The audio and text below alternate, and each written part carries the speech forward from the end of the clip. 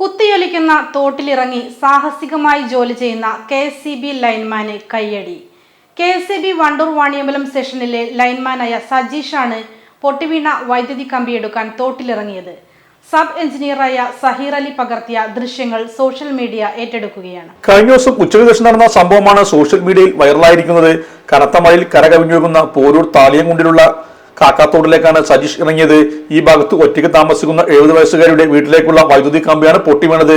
തോട്ടിലേക്ക് പൊട്ടിവീണ കമ്പിയുടെ ഒരു ഭാഗം എത്ര ശ്രമിച്ചിട്ടും എടുക്കാൻ കഴിയാത്ത സാഹചര്യത്തിലാണ് സജീഷ് തോട്ടിലേക്ക് ഇറങ്ങിയത്. തുറന്ന് സാഹസ്യമായി ചെയ്ത ജോലിയാണ് സഹീർ അലി മൊബൈലിൽ പകർത്തിയത്.